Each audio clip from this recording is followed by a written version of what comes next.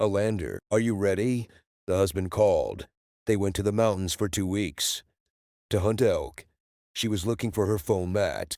She knew that sleeping on the ground would be very uncomfortable without some kind of foam between her body and the ground, and the ground might be damp and cold. "Brian, have you seen my rug? I already put it in the truck," he responded. She grabbed her backpack from the floor by the door, and they walked towards the truck. The trip promised to be long. Brian Salen watched as his wife walked outside and down the sidewalk. He still couldn't believe that he had convinced her to marry him. They had been married for 3 months, and his heart was racing every time he looked at her. She was a tall, slender, dark-haired girl. Her hair was black with a bluish tint. She was wearing tight blue jeans and a buttoned-up white blouse. She looked so sexy that he wanted to call her back and have sex right now. She clearly wasn't wearing a bra. She was bright and athletic. She climbed inside and looked at him. "What?" she asked. "I just can't believe how beautiful you are." She smiled, white teeth flashing against her creamy face. She had rare pale, almost translucent skin and was cautious as she spent a lot of time outdoors, running around their neighborhood every morning and spending many days by the backyard pool. They both loved hiking and hunting. This was the second time they had been together, and he knew she was a good shot with any weapon. Her father raised deer and elk in the Upper Peninsula, and they looked forward to hunting. She hoped to take at least one of them. Brian wasn't much of a bow hunter, but he admired it. She looked at her boyish husband and felt something warm inside. She knew how lucky she was. He was an amazing lover, and Alinder couldn't get enough of him. They were going to wait a little longer to have children. They simply enjoyed being married. Brian was a dream come true for her. They met during their senior year of college, and she knew she had found the other half of her soul. There was just something about him that made her melt. He was smart, witty, and had a sense of humor that matched hers. He was an outdoors man just like her, and he was the hottest man she had ever met. Those big brown eyes, a swimmer's body, and a stunning lover. Alinder was in love, lusted after, and married the man she wanted to spend the rest of her life with. It was a long way from Colorado, so they stopped for the night in Des Moines. Towards the evening of the next day, they entered a lido and met their guides there. They were introduced, and they immediately liked one of them. Peter Thompson was a little cowboy about 5 feet, 8 inches tall, and weighing 120 pounds. He looked to be in his late 40s, wiry and light on his feet. The second guide was Rains Parker. He was completely different. He was about 6 feet, 5 inches tall, weighed 250 pounds, and looked like a refugee from the 60s. He had long black hair and a ponytail and was very quiet. Alinder thought he looked like he was in his early 20s and was very handsome. His arms were heavy with muscle, and it looked like he had no neck. When he shook her hand, she felt very small. Since she was almost 6 feet tall herself, she was a little alarmed. "Don't pay any attention to Rains," Peter chuckled. "In the 3 months that I've known him, he hasn't said even 500 words. He is a college student. He played football for the Raiders for a time, but he knows the forest. His father was a forester in these parts, and he knows the area like the back of his hand." They had dinner, and Brian and Alinder tried bison. For the first time, Rains prepared the food, and she came over to ask if she needed help. "No, I can handle it myself," he said. His voice was the deepest bass Alinder had ever heard. If a grizzly bear could talk, she thought that's what it would sound like. "You can set the table if you want," he said. "The dishes are in that closet over there. Silverware in the bottom drawer." She set the table, and Peter poured her some good red wine. The bison was delicious, and Rains was a good cook. They talked about where they would go, and when she mentioned that she wanted to use a bow, Rains' eyes lit up. "Do you hunt with a bow?" she asked him. He nodded. "What kind of bow do you have?" he asked. "I shoot a 65-pound bear bow with Quest Power." Punch arrows with 125 grain Hellraiser dots, she said. I'm learning to use a long bow, but I'm not confident enough to try it yet. I'm making my own bow, but it's not ready yet. He looked at her for a while. I'm surprised and impressed. Most women cannot cope with such a burden. Well, this is something new, Peter laughed. Rains is not easy to impress. Do you bow hunt to Brian? No, it's too much work for me. Brian laughed. Well, let's send these two, and we'll kill someone too, Peter said to Brian. Last season, my clients and I killed 5 moose a linder. Rain said, her big blue eyes sparkled. With excitement, I want something tasty, she said. It doesn't have to be huge, but I want good things. Brian also just wants moose. He'll get it, Rains told her, if he can get Peter to shut up and come. Closer, Peter is really very good. They went to bed early and got up at 6 in the morning. It was very cold and Alinda shivered until she put on her gear. They put on many layers of clothes. And by the time Alinda got dressed, Rains had already prepared breakfast. They ate quickly, hurrying to leave, and when they finished, Rains tied the horses outside. Alinda tied the bow to the saddle, and they climbed into the saddle. She was a little stiff from yesterday's ride, and her joints felt like they were creaking. She soon straightened up, and as they left the path, kissed Brian. Brian and Peter continued on their way, and Rains led her along a winding path that skirted the mountain and climbed steeply up the slope. They drove for about an hour, and suddenly, a view of the Great Canyon opened up in front of her. Rains took his glasses out of his saddlebag, and she followed him. At 3 o'clock, he told her about 2 miles from here on the other side of these aspen trees. She looked and saw half a dozen moose moving across the clearing. What do you think? She asked. From here the second bull looks quite large. He's quite nice, he told her. He's not a record holder, but he's very nice. Are you interested? Are you hoping to find something better? She asked him. Yes, but you have to look for it. Let's try it and see what we can come up with. Best the enemy of the good. She agreed, and they drove into the canyon. By the time Rains arrived and dismounted, it was hot and Alinda was getting hot. They tied the horses, and she took off too. Layers. She felt like she was being watched and looked at Rains. He looked at her with obvious approval. What the heck? She felt a little awkward. Her face flushed slightly, and she turned to him. What? Nothing. You are a very beautiful woman. I'm sorry if I caused you any inconvenience. She shrugged. Brian always tells me this. For some reason, she felt like she should mention her husband. Forget. Let's go hunting.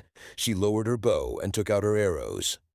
They came closer to the place where the elk had just been and looked in there. Alinda's heart sank. They were half a mile away and moving on. Well, let's try to get ahead of them, she asked. No, I don't think so, Rain said thoughtfully. We would have to climb over this wall, and we wouldn't be able to take the horses. By the time we get up, there is no telling where they will be. Let's go into the next canyon to the south and see what we find there. They made 2 more passes that day. One of them was empty, and Alinda didn't want the bull to get close enough. His horn was broken, and Rains agreed that she should give it up. It was already late, and they decided to return. They rode in companionable silence most of the way. Before they reached the hut, Rains stopped. I have an idea, he said. It means getting up around 3 and driving for 3 hours, but there's a big bull there that I'd love to take you on. What do you think? I'm in the game. Look, Rains, I'm not disappointed about today. I just love being here. I want moose, but that's just a bonus. Being in this place hunting, that's what's important. To me, Brian and Peter were already back when they arrived. They had seen the elk, but were in a canyon that they could not reach from their position and were planning to try to capture it. Tomorrow, they had dinner, and the next morning, Alinda and Rain set off early. It was very cold when they got up, and they quickly had breakfast and saddled their horses before the others got up. The ride through the dark forest had left Alinda a little unsettled, and she was glad that Rains was with her and knew where they were going. As the sun rose, they approached the place where They wanted to hunt, and at 10:30, a lender noticed a group of elk in the aspen thickets. They followed and found themselves within 200 yards of the largest moose a lender had ever seen. It started to rain, and the moose were restless. "We have to do this now," Rains whispered. "They are going to move to a more reliable shelter. When we rise, you take it. You have a chance. This is a very good bull, a lender." She moved closer, waiting for the bull to lower his head so he could lunge. He turned a little more. To the side, and a lender, bending down, released an arrow. It was a perfect shot, just behind the front leg and just below center. The huge animal shuddered and rushed forward as if fired from a cannon. A lender was shaking with adrenaline and rushed at Rains. "Did you see that?" "I got him. Rains, you couldn't have taken a better shot." Her arms wrapped around his neck, and she pulled him in for a hug and a kiss on the cheek. "It's huge. How long do we have to wait before we go looking for him?" She calmed down a little and realized that her body was wrapped around him, and she blushed even more. She pulled herself free and moved away a little. "Let's take the horses and then go after him," Rain suggested. It was raining heavily, and the temperature seemed to be plummeting. The sky was completely overcast, and cold steam rose from the ground. They led their horses to the place where she had shot the arrow and began to search for the trail. They made easy progress through the aspen thickets, and when, after a quarter of a mile, they reached the edge of the meadow, they quickly discovered the elk almost exactly in the center of the clearing. A lender asked Rains to take some photos, and she also took a photo of him. Standing by the elk, they immediately went to work bandaging the animal, and Rains helped her quarter him. They wrapped him in the plastic he had brought with him and placed him in canvas bags for transport. By the time they tied him to the horses, it was snowing heavily and visibility was close to zero. The wind began to howl, and strangely enough for a lender, lightning crackled all around. She was very scared, and Rains was walking pretty fast. Half a mile later, he stopped in front of her and got off his horse. He put his hand to her ear and screamed to be heard over the howling wind. "There's a stone wall about 20 feet ahead. Keep an eye out for an overhang, a rubble, a cave, or anything we can use for cover. We need to find a place to sit." She nodded.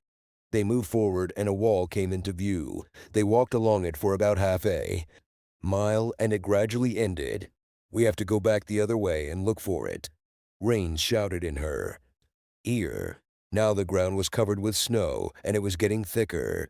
They returned, and after walking 100 yards, they could no longer see their tracks. A lender was dressed in good gear, but water had leaked in some places, and she was shivering as the warmth drained from her body. A dark opening in the wall appeared ahead. Rains dismounted and examined it. It was large at the entrance and went out about 15 feet before shrinking into a narrow throat.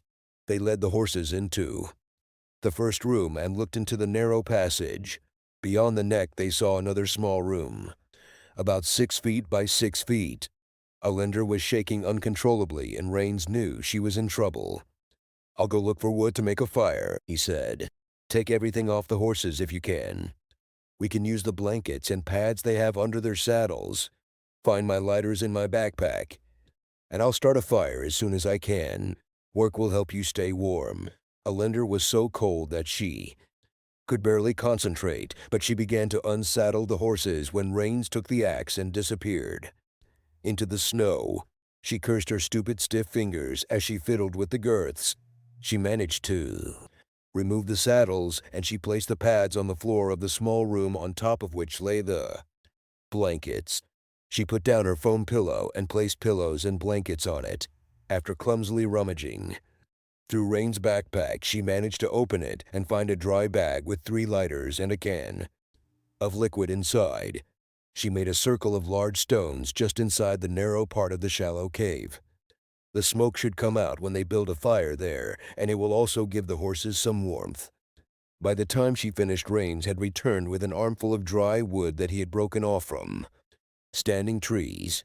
He quickly broke off small branches and used them to build a small wigwam. In the center of the stone circle, he gradually broke larger pieces until there were pieces the size of his wrist on top.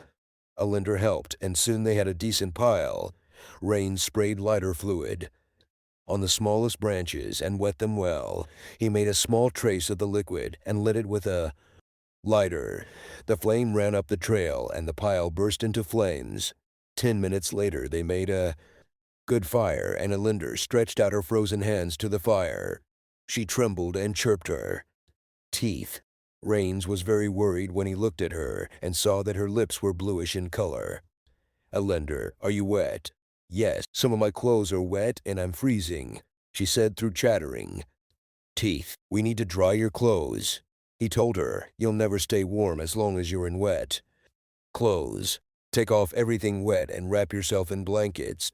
We'll hang your clothes on sticks by the fire to dry. The last thing she wanted was to undress in the cold air, but she was frozen. Don't look, she told him. I swear, he promised. Do you want to be modest or lively? She walked away and stripped down to her bra and panties. Her bra was also wet, and she took it off. Quickly wrapping herself in the blanket, she hurried back to the fire as Rains gathered her clothes. He stuck sticks into the stones and hung her clothes on the sticks closer to the fire. She was still shaking uncontrollably, and Rains became very worried. She was unlikely to recover beyond a certain point of hypothermia and needed to be warmed up quickly. She was very sleepy and lethargic and did not notice how he took off his clothes. She perked up a little when he picked her up and laid her on the saddle cushions, which he brought closer to the fire. She felt a rush of cold air as he opened the blankets and then felt his warm skin against her cold body. He shuddered when he felt her nearby. She felt him lay her back on the saddle cushions, and his heavy body lay upon her, deliciously warm and spreading comfort through her. Alinder floated in a sleepy haze, shuddering every now and then as the core of her body, trying to conserve heat, sent tremors through her.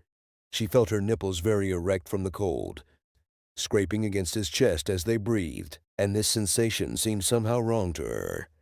But in her daze she could not pinpoint this thought, and she did not have the strength to continue her.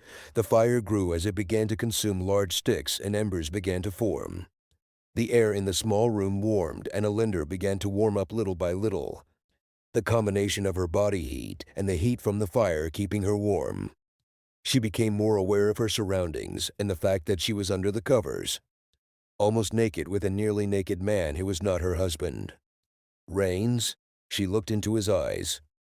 I'm very sorry, Alinder, he apologized. For me, you are a very attractive woman. We are practically naked here, and we will sit like this for a while. I'm not a very sociable guy. I don't think I've ever met a woman like you. You are everything I could ever imagine wanting in a woman. If you were fat and ugly, the fact that you are so independent, smart, funny, and interested in everything I have would make me want you. You're not fat or ugly. You are stunningly beautiful. You have a body to die for, and I can feel those big breasts pressing against me. You feel like silk, and it's very exciting. I think this is the most I've talked to anyone in a year. Thank you, Rains. That's very flattering. But I'm married, she said. I understand that perfectly, he said. I'm trying to act like a gentleman. I appreciate it, she said. Let's forget about it. Let's just stay here and try to stay warm. Do you mind if I sleep? Maybe it will be better this way. How long do you think we will stay here? I have no idea, Rains replied. This could happen in a few hours, or maybe in a few days. We won't starve, but we will be thirsty if we don't melt the snow. I have several pans that we can use. I really don't want to leave you here, but I need more wood. I'll use the walkie-talkie and let Peter and your husband know that we're safe and hiding in the cave. I'll be fine, she said. Now I feel warmer. As soon as my clothes are dry, I will help you. I don't need help right now. You were just scared. Just stay here and I'll come back. Within an hour, he had stacked a huge supply of firewood, including several large logs inside the cave, and turned around some of the elk they had taken. He cut strips from the waste and put them on green sticks, placing them on the edge of the fire. As the juices began to drip and sizzle, a delicious aroma began to permeate the air. He went out and brushed the snow, now over a foot deep, aside and tore off huge tufts of grass, bringing them inside for the horses to eat. He hobbled them, not that they could go far in such a storm, and the elk stripes were already ready.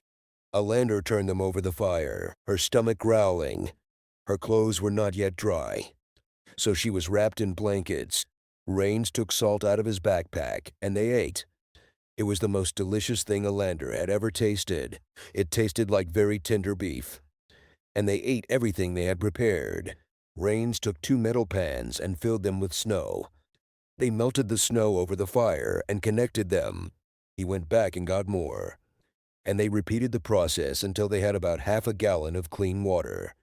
He placed it in the outer cave to cool and covered the fire with large logs to last the night. It was already completely dark, and they decided to get some sleep. Alander stood up, and they made a kind of mattress out of the saddle pads. It was narrow, less than 3 feet wide, and they barely fit. She lay down and Rain stripped down to his boxers and socks. She didn't want to look, but her eyes were inevitably drawn to him. He was incredibly muscular. His professional football background was obvious. He had several large scars on his knees where he apparently had surgery. He didn't have the big belly she usually associated with football players. She guessed he must have lost a lot of weight from his football days. He slid under the covers next to her. She immediately felt warmer and at the same time very uncomfortable.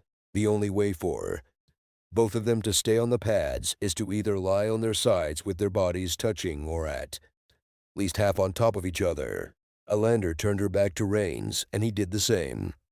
His back seemed very wide and warm to her, and the awkwardness of the situation kept her from falling asleep for a long time. Rain seemed to have no such difficulty, and his breathing was slow and heavy. The rhythm lulled her, and she dozed off. When she woke up, it was pitch black, and she thought she had slept for a couple of hours. They tossed and turned in their sleep until Rains was on his back, and she was laying on top of him. Her cheek rested on his chest, and her breasts were pressed against his side. When she woke up, she was unconsciously rubbing herself against his thigh and was terrified. She felt his hand slide along her back and realized with horror that he was awake and knew what she was doing. She didn't know if he knew she was awake and thought she would just carefully turn her back to him. She began to move, and suddenly his hand slid down and cupped her buttocks, pressing her against his thigh.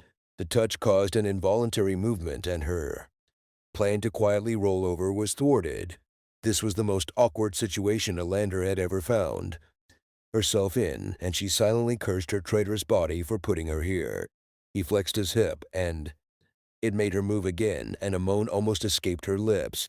Her hips continued to squirm slowly, something she couldn't control. She found it very difficult to think. The feeling that left her empty was still strong in her mind. She felt his hot breath ruffle the little hairs on the back of her head as he nibbled on her earlobe.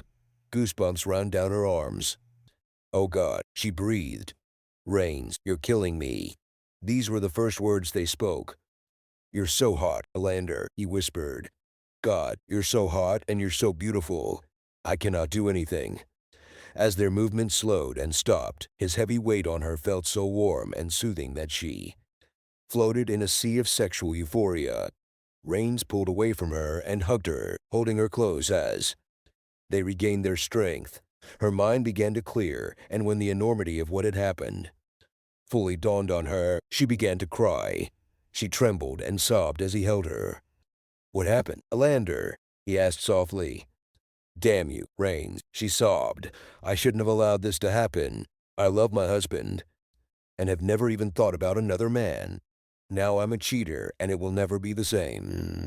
For me, I despise myself and I hate you for it. How am I going to meet Brian? Get your hands off me, Rains. I'll go check if my clothes are dry." She stood, and he watched with regret as her incredible naked figure disappeared into the now dry clothes. She returned to the blankets and crawled into them. You will meet him face to face as always. He said, nobody will ever know that this happened. I'll never tell. We are two people trapped in a situation that neither of us intentionally created. We didn't cause the storm. We didn't plan to freeze. How in the name of all that is? Holy, can you expect anything else? We were two adults, naked in a pile of blankets in the middle of a snowstorm. It happened, and I refused to feel bad about it. In fact, I liked it. And so did you. You came 100 times. I am not your husband's rival in love. I know you love him and nothing we did will change that. The truth is, I'm sorry. I wish I had met you first. But this did not happen. We've been stuck here for God knows how long, and I'm with the sweetest, most gorgeous, most interesting woman I've ever met. She was naked in my arms, and I swear to God I don't regret a thing. Aren't you warm now? Alinder laughed. Well, yes, that's a plus. Rains, I truly love Brian, and I wouldn't leave him for anyone else, not even you. Are you seriously trying to take this away from me? If you give me even the slightest trouble, I will come back here, hunt you down, and kill you. You'll never see me coming. Quite seriously, Alinder, he said, I'm not trying to steal you for myself. I know that you are not mine and will never be mine. But I was lucky. I borrowed you for a while. I can live with it if you can. Now, I don't really like myself either, but this is not a normal situation. I know how it happened. I know that you are not a cheater. It's just not in you. If that were the case, I wouldn't be attracted to you. We are under a lot of stress in an emergency situation. And this just happened. I pray to God that you will be mine. You don't. And I will regret it. For the rest of my life, I'll just have to live with it. You will leave. We will never see each other again. And life will go on. The next chapter in your life will be without my participation. Alinder looked outside. The snow stopped falling, and she saw stars in the sky. After we leave here, if I ever hear your name or see you again, I swear I will hunt you down and put an arrow in your heart. Be sure. I'm leaving. Are you coming? Alinder was silent the entire way home. She didn't know what to do.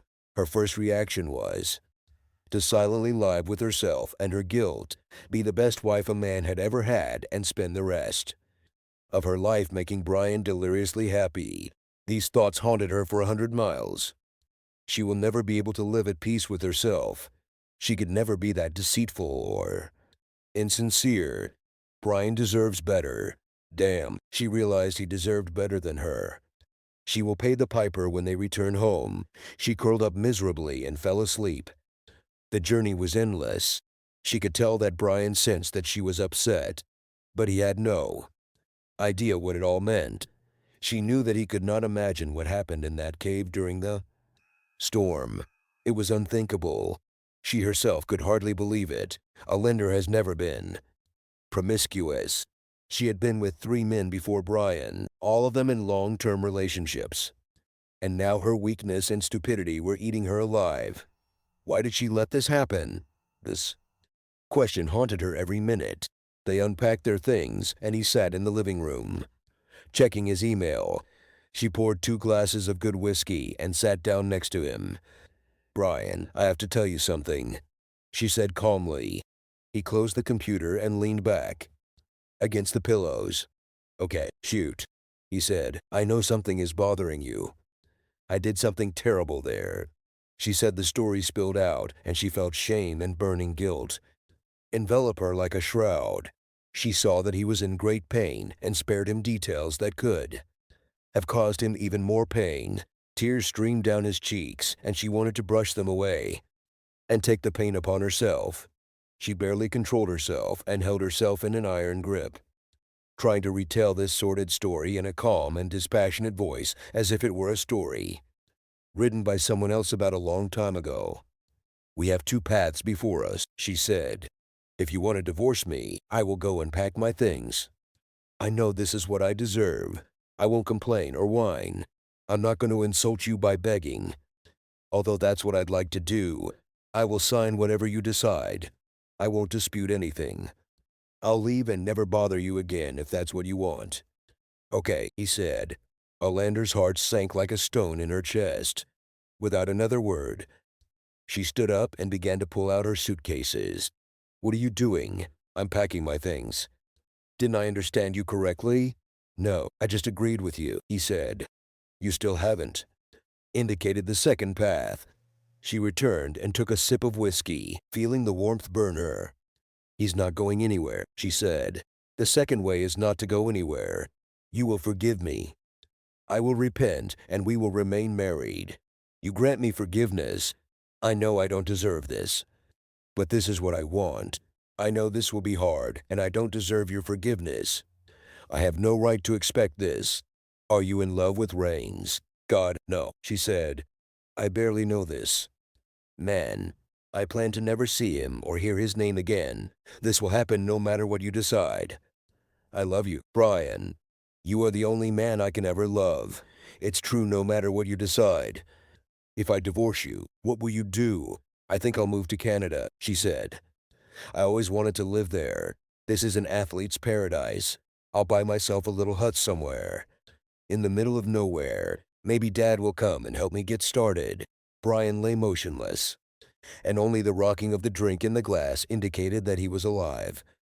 He didn't say anything for a long time. No, I'm not going to divorce you, Linder.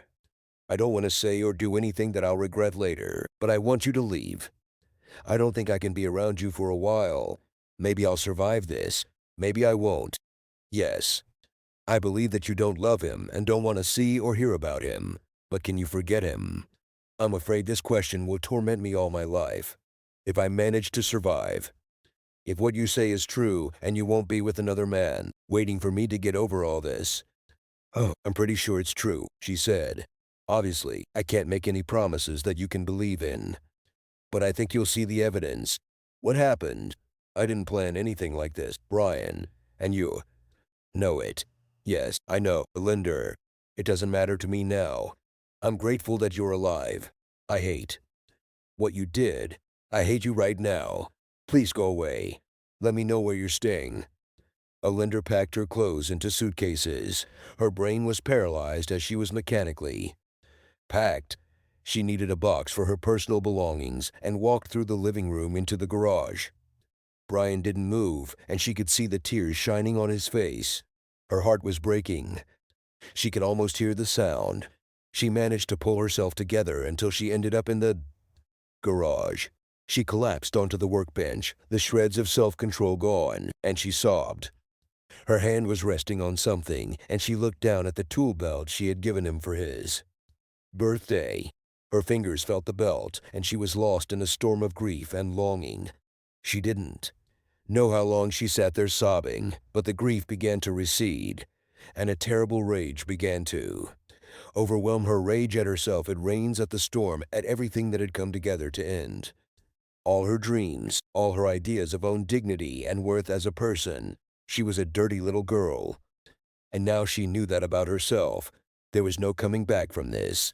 Her self-loathing grew, until she felt the depths of despair.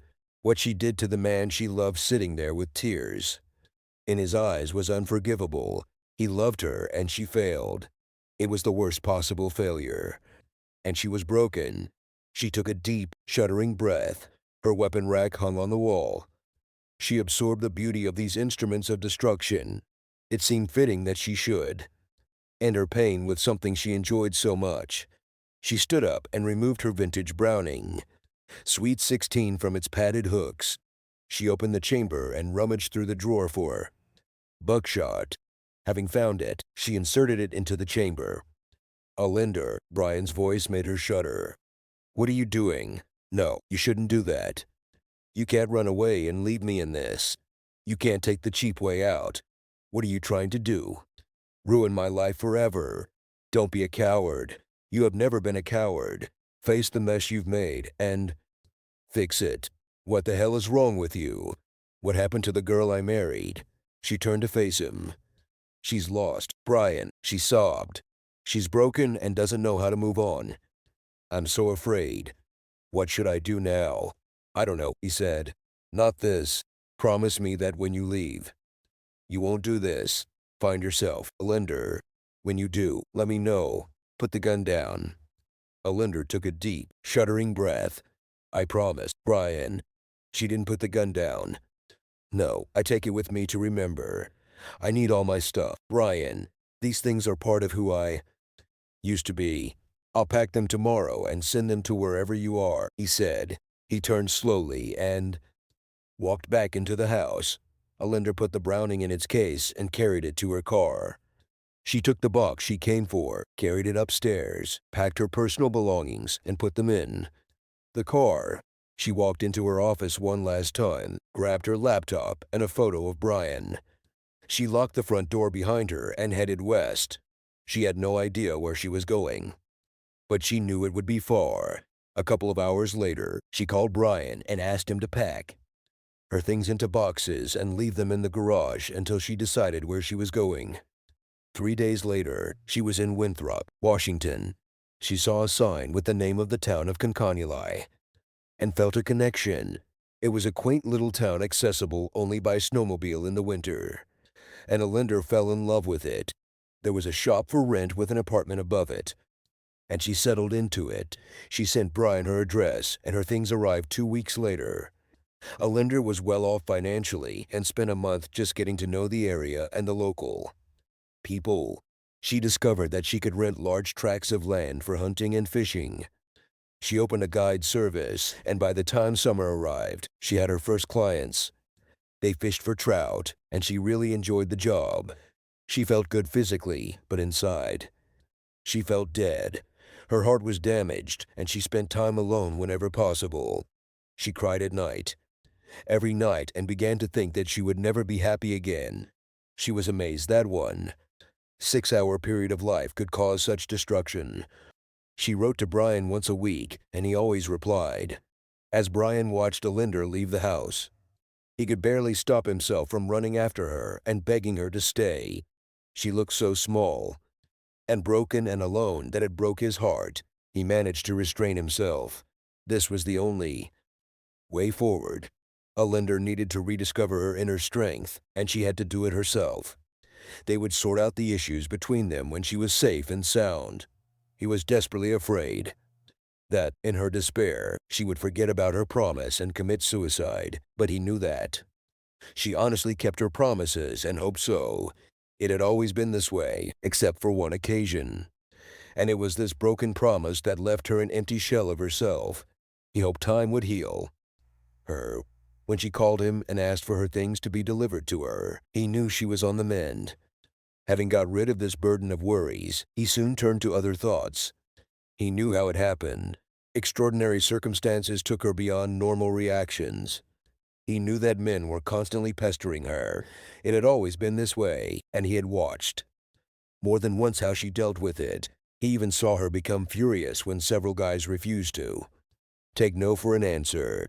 Alinder could turn into a tiger when she was touched, and he saw her break the arm of a man who groped her in the club lobby near the toilet. Has she really changed so much that she just now allowed something similar to what happened was all that was required for her character to collapse? Was the appropriate set of circumstances? If this is so, then they have no future with her. How would he know? The main question running through his head was, what was he going to do with Rains? What will Alinder do if she meets this man again? His first reaction was that Rains needed to be punished. He wasn't sure how he would manage it. But this man was unscrupulous, unprofessional, and he, in Brian's opinion, basically took advantage of Alinder's vulnerable state and raped her. Yes, she was an active participant, but in her weakened state, she probably couldn't function as well as she normally did. He cursed himself for failing to protect her. If he had been just a little careful and gone with her, none of this would have happened. He didn't take any blame for the act, but he was less than vigilant. He had no doubt in his ability to get Rains to pay back. The man was big and tough, but he lacked discipline, and Brian was big and tough himself. He was a high school and collegiate wrestler and knew his physical limitations. He also knew he could go to jail if he attacked Rains. It had to be something radical that would not allow for a counterstrike. Father Alinder was due to visit soon. How will he explain this to Thomas? Isn't your daughter here because I kicked her out? She's a cheater and I can't live with her. She froze to death and a man took advantage of her and had sex with her, so I sent her away. He didn't want to tell Thomas any of this. Thomas was a man of the old school. He was a retired aerospace engineer and the person Brian respected more than anyone in the world. Brian was desperate for his approval, and he didn't want to explain the situation, but he decided that honesty was the best policy and tried to come up with an explanation. He knew that Alinder had not communicated with her father, and this would be a real shock for Thomas. Brian met Thomas at the airport, and the old man kept looking around, clearly expecting to see his daughter. It broke Brian's heart to think that this good old gentleman would be disappointed. He invited Thomas to Cheddar's for lunch and told him that Alinder had left. "What do you mean gone?" asked Thomas. "Where is she, and why didn't any of you bother to call me and tell me she wouldn't be here? To be honest, it's probably because we didn't want you to know," Brian said. "It's a long story, so get ready." The long, painful story spilled out, and Thomas listened in shock as the sordid tale unfolded. There was silence when Brian finished. The tension eased with the arrival of the waiter, and Thomas ordered bourbon for both of them. "I don't know about you, but I wouldn't mind having a drink," he said. They sipped their wine in silence for a while, and finally Thomas spoke. "Brian, I can't even express how disappointed I am in my daughter. I'm so sorry that I failed you both as a father. I can't imagine how you feel right now, and I will do everything in my power to help you. You must also understand that she is my daughter, and I love her with all my heart, and I always will. I will express my disappointment to her the first time we meet. Then I will forgive her and still love her. My love for her does not depend on whether she is perfect or even good. I love her not because she makes me proud or because she is perfect. I love her because she is my daughter. I love her for who she is, not what she does." "I understand, sir," Brian said. "I didn't expect anything else." "So what are you going to do?" asked Thomas. "This situation is unbearable. This problem needs to be solved. I was hoping you could tell me how to do this," Brian said. "Take me home and let me sleep," Thomas said. They ate dinner very gloomily in silence. They went to bed and Thomas lay awake, thinking all night. He got up at 6 and prepared breakfast. When Brian got up at 7, everything was ready, and they talked over a cup of coffee. "As far as I understand," Thomas explained, "you have very few options. You don't know what Allende is thinking. You may think you don't know her at all. I believe that what happened is so out of character for her that she is broken inside because of it. 5 months have passed, and maybe she has found her way back. She hasn't told you this, but she may be waiting for something that none of us understands. I've decided that the only way back or forward for you two is a test. She will either pass the exam or fail. In any case, there will be a result. Do you think she's ready?" "I have no idea," Brian answered. "What kind of test?" "Let's see. I think I've thought about it," Thomas said. "From the way you describe this Rains guy, I think he would jump at the opportunity to take a second shot at her. I think we should arrange this." "Jesus Christ, Thomas," Brian said. "Are you crazy? That's the last thing I want. You have no idea how many times I dreamed of killing that bastard. I don't want her near him." "Yes, I understand," said Thomas. "But the real problem is that you have no idea how she will react if she gets into trouble again. That's the crux of the problem. I think you should inform him through some third party that you have broken up. If he's as predatory as we think he is, he'll jump at the chance. If he doesn't react, it means we underestimated him. If he does, he'll be fair game. He will find a lander, and we will see how she reacts. If she closes it, we'll know it was a deviation. If she doesn't, we'll know she has some deeper character flaw, and you need to move on and leave her to me." Brian thought for a moment. "This is damn risky," he said. "What if he tracks her?" "Brian, I've hunted on 5 continents. You are very good yourself. We'll be watching her like hawks. I'll kill that bastard myself if he does any harm to her. You figure out how to get the message to him, and I'll plan the rest." 2 weeks later, Peter Thompson and Rains Parker were having dinner together at their base camp. "Tell Parker," Peter spoke. "Do you remember that cute couple that was here 6 months ago? Their names were Brian and Elander Celine. They both took the moose, and you were stuck with her for a while. She was very hot. Do you remember?" Parker looked at Peter, but didn't say anything. "The boss said they broke up." Peter said, "This is a real shame. I thought they really loved each other. Do you know anything about this, Parker?" Rains blushed. "What are you suggesting?" "I'm not hinting at anything," said Peter. "I'm asking you directly. Do you have anything to do with their breakup? Can you confess like a man? I think your face says it all." "Talk to me like that again, and I'll rip you in half." Rains growled. "Ha," Peter laughed. "Just try to attack me, and I will kill you like a dog. Having sex with a client. Did you get her drunk? She was cold, and you offered to warm her up. Look at you, you damn sneak. Right? She froze, and you took advantage of her. You son of a bitch." He pulled out a pistol. "No. Sit back down. I'm leaving. I won't work with a dog like you. Thank God your daddy isn't around to see what a piece of crap he raised. I'll tell the boss what happened." He backed away from the camp, and Rains heard the patter of his horse coming down the path. He didn't care what Thompson thought. All his mind caught was that Brian and Alinder had broken up. He still thought about her every day. Her gorgeous face, the way those large breasts pressed against his chest, the look of ecstasy on her face, the sound of her voice, and the impact of her personality. He had never wanted a woman more in his life. He dated hundreds of women during his football glory days, but none impressed him as much as Alinder. He was going to find her and claim her as his own. Alinder was working on her longbow. She made a librarian bowsing hickory backing and boy's dark wood. It was a huge weapon, 79 inches long, and it weighed enormously. She practiced this art. She wanted it to be not only functional, but also beautiful. She was very proud of it. Someone knocked downstairs, and she went to open it.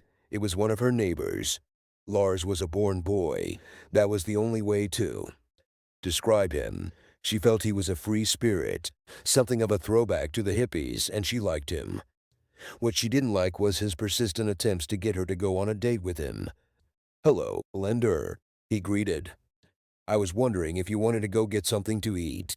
"I'm busy, Lars. I'm working on the bow." "You need to eat. Why do you always tell me you're busy?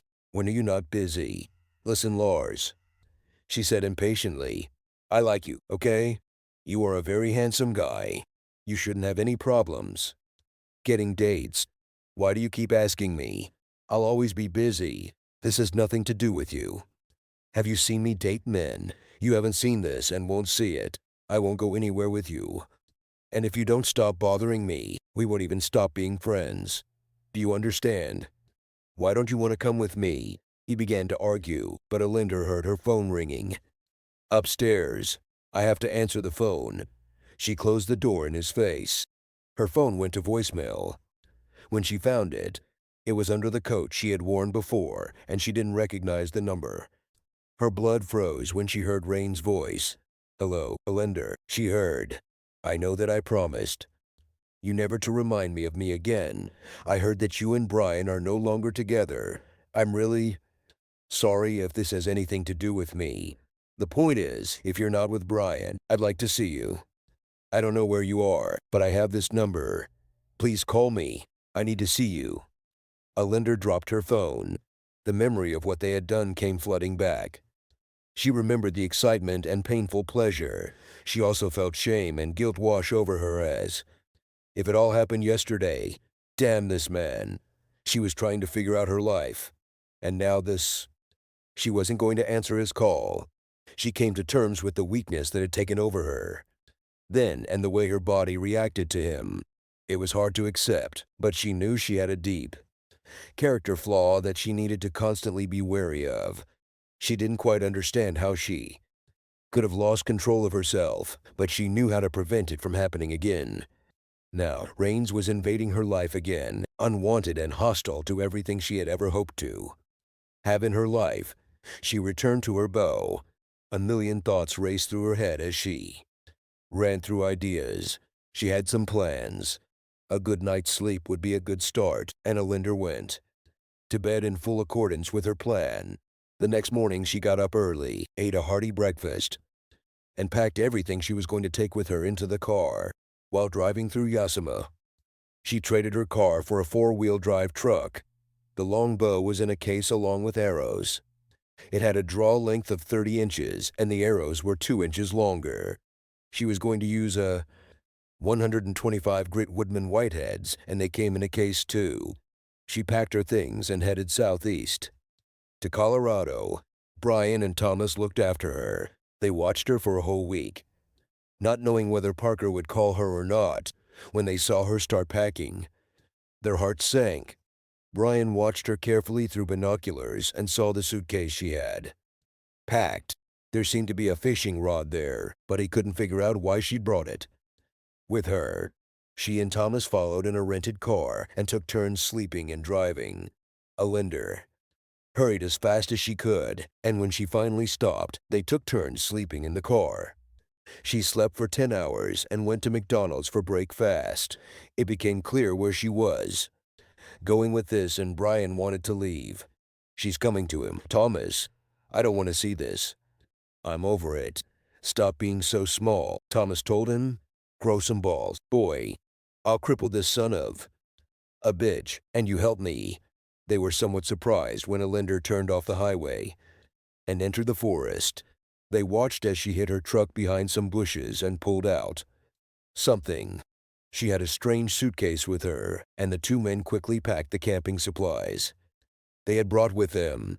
Thomas packed his rifles, and they headed into the forest, following Alinder. She was heading back to the place where the nightmare began, and she was in a hurry. It took them 2 days to get there, and when they got there were no signs of life. Alinder cautiously approached the camp and looked around. It had only recently been used, and she assumed that Peter and Rains had gone to investigate. She walked up the path she had used before and saw that the horse's tracks had turned.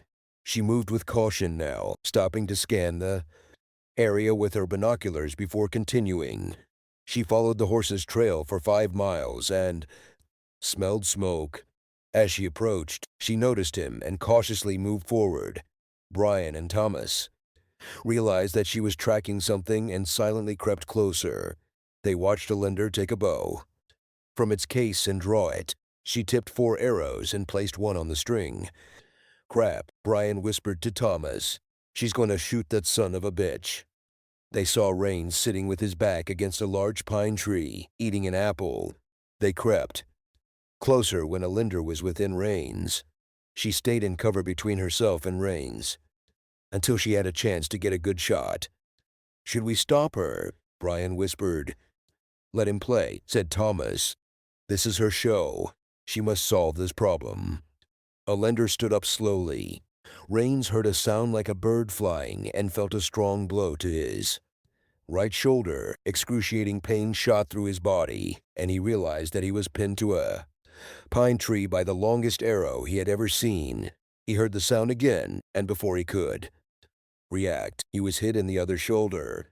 His world went dark. Water splashed on his face, and he regained consciousness, spitting. He was in agony. When his eyes focused, he saw Alinder pouring bottled water on his head. He hissed, and she knelt before him. Hi, Rains, she said. You shot at me. All he could squeeze out was a hoarse croak. Yes, she smiled sadly. Twice. I'm going to shoot you. What the hell is wrong with you? He wheezed. Are you going to kill me? Yes, as promised. Her voice was level. You ruined my life. Rains, you destroyed me. I helped you do it, but I'm better now. I realize that you won't let me move on. You will always be there, like a snake crawling around my garden and stopping me from becoming who I once was again. For 6 hours, I was also a snake. Then I realized that I am not a snake. I'm taking my life back. Rains, you're losing yours. He looked into her eyes and saw his death. Please, he managed. I will never contact you again. I never liked the word connection used as a verb, said a male voice. Another blow to you, a lender. It also seems to me that this promise has been made before. It was a fiction then, and I suspect a fiction now. A lender rolled to the side, and when she got up, she was holding a very nasty-looking .40 caliber pistol in her hands. It was aimed at a man who approached her from behind. "Dad," she exclaimed, "what are you doing? How did you find?" She rushed to him, hugged him, and sobbed in his coat. "I brought someone with me," he muttered. Alinda raised her head and saw Brian appear from behind the rock. "Oh, God," she sobbed. She ran for what seemed like miles. She ran to her husband. All other thoughts disappeared. Brian was here. He walked up to her and hugged her, and she sobbed hysterically on his chest. "Are you going to shoot me?" he asked. She glanced at the gun pressed between them to his heart. She threw it away as Brian smiled sadly at her. "Hey, baby," he said, "you're in quite a difficult situation. What were you going to do with him, Linder?" he asked, nodding towards the unconscious Parker. "I was going to shoot the arrow between these two right in the center." "I can't let you do this," he told her. "What do we do?" she asked. "You two are going home," Thomas said. "I'll take out the trash. I'll arrive in a couple of weeks." "Will you be there?" Alender looked at Brian, hopefully. He nodded. "Come to Concanelli," said Alender. "I think we need to take a break from everything for a while." Thomas nodded and watched as his daughter and son-in-law disappeared into the forest, hugging each other, the sound of their voices mingling and fading. He smiled. Everything should work. They walked about a mile when they heard two shots. They looked at each other. Brian raised an eyebrow and Alinder sighed. They headed down the path. Subscribe to our channel so that your second chaff doesn't cheat on you, and go ahead and listen to the next story, because this story is nothing compared to the next one.